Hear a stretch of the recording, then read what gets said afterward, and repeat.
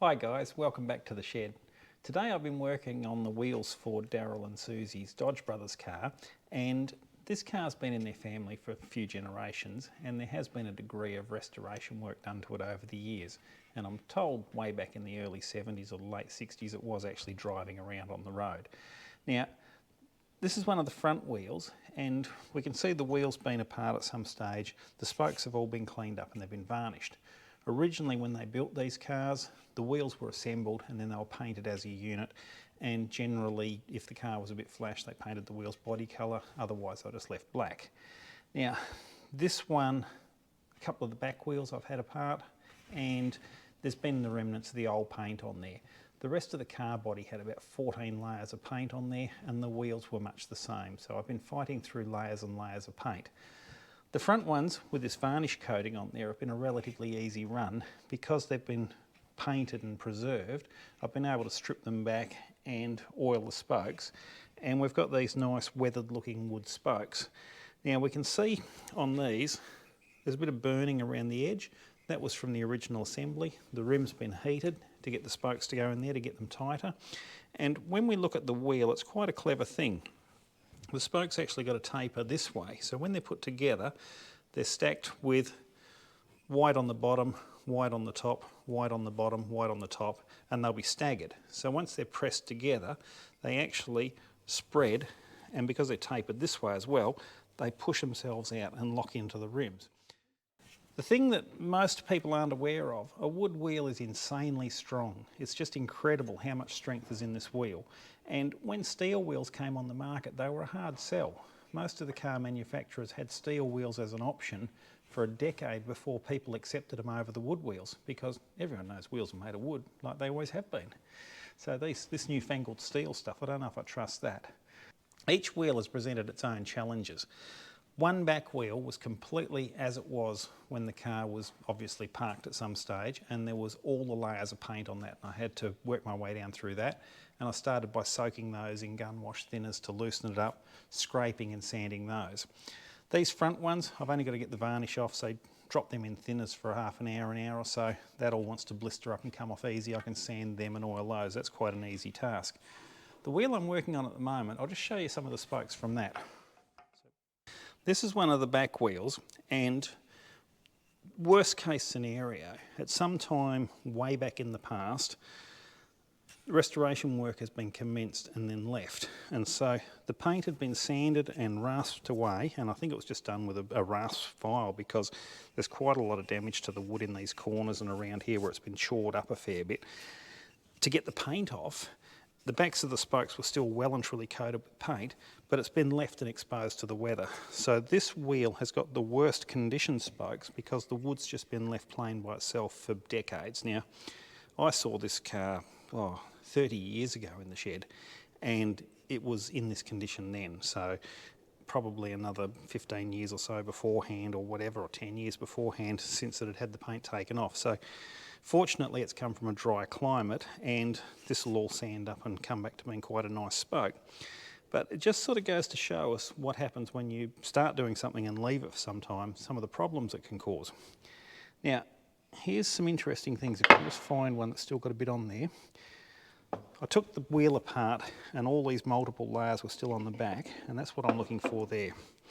There's this layer in here of this khaki sort of grey colour, and this wheel that had been left as it was had this massive layer on there, and it was the hardest layer of paint to get off. The car body also had the same paint over the original paint all over the car, and it dawned on me yesterday. This car was conscripted. This car spent the Second World War working for the Australian Army, and that's the Army paint. Now, I had heard of conscription cars where people forfeited their cars to the Army because there was such a shortage of vehicles in the Second World War in Australia, but I never believed that a car from the mid-20s would be eligible until I came across some people with a 1926 Dodge, which was also the same thing. So it all adds up that this was a conscript as well, and it worked for the Army. So a little bit more of the history, something we've just sort of picked up from being a little bit of an automotive detective, and yeah, I kind of like that. I think it's cool.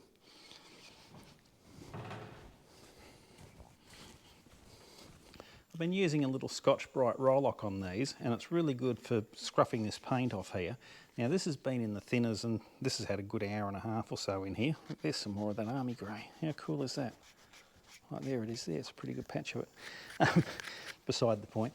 So I've been using this, but I've just been working on the top edge of the disc and running along the grain with it and getting it all cleaned up. And I can actually work into here with it. Now, when you look at the piece of wood, this is hickory, so it's nice straight grained wood. But where we're in this area here, we're actually working on end grain. So I can actually get in there and give that bit of a sand in there and get the paint out of it. And naturally, having been painted all its life, any imperfections in the spoke from factory, and they didn't go to a lot of effort to beautify them, they just built the things and painted over them. So there's areas where you can see they were damaged with tool marks and things like that in manufacture, and the paint is actually still sitting in there at the base level. And by the colour of the paint, we can tell whether it was a repaint or the original paint. And so some of the damage has happened to it over its life, and then it's been repainted.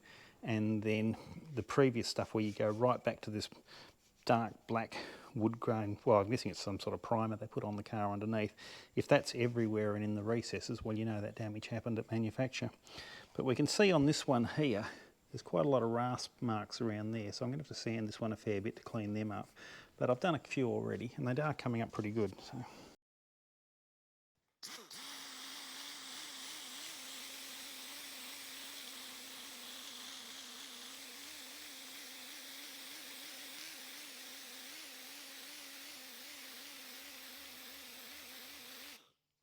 There's some of the lines where it's been cut with the rasp.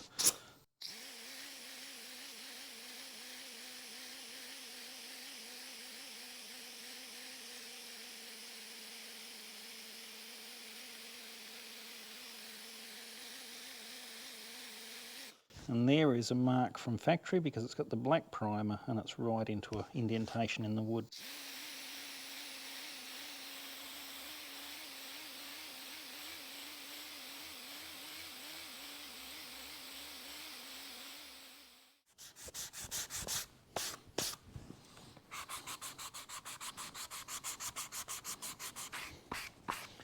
I've got most of the damage out of it and most of the paint off it, but I'm not that worried about having a little bit of it left because it will sort of have a little bit of a hint to its history and the life that it's led. But let's face it, this wheel spoke's nearly 100 years old, so it'll add a bit of character to the car. Once the centre and the rim fellows painted up, it'll look really nice. Now, the other thing to take into account taking wooden wheels apart, you've got to be able to put it back together and keep it round. Now, originally, they assemble all the spokes into the fellow around the edge, press it all together and get it flat, and then they machine it in the centre so that it's round to the outside of the wheel, naturally, and then press the hub into it. So when I've taken it apart, what I've done is I've stamped a letter into each spoke, and that's T is just the first one I picked up. So this wheel has all the spokes are marked with a T, so I know which rim it belongs to. And I've marked the steel fellow with a T as well. I've also marked a starting spoke on the end with a T, so I can put it back next to the T stamp in the other one, it's in the right spot. And then I've just started 1, 2, 3, 4, 5 through 12 around on the spokes, so that when it goes back together, it's just a case of picking them up and dropping them where they should be. So that'll make it easy for the final assembly. And we'll know that the wheel will be back to being round. And all the bolt holes will line up. So anyway, we're nearly there. Just been sanding this with a bit of 180. And it's coming up nice.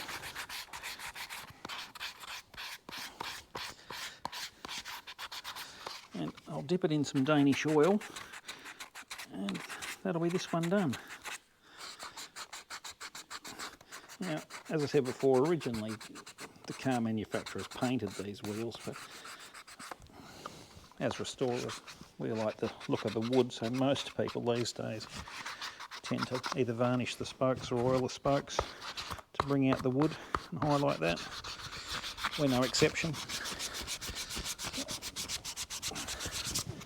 And just giving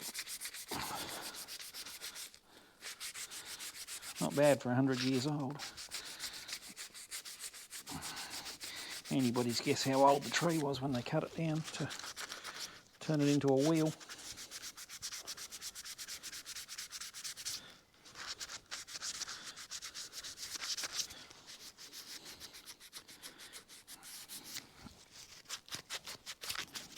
There we go.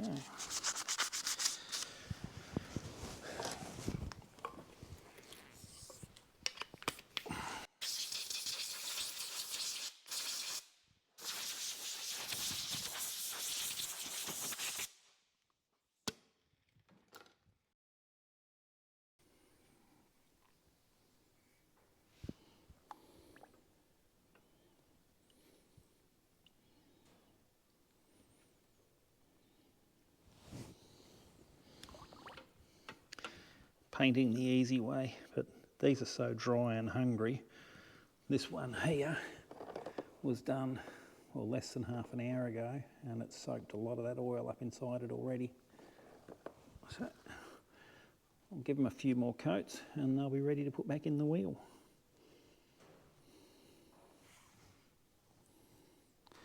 Okay. There we go, a few more yet to go.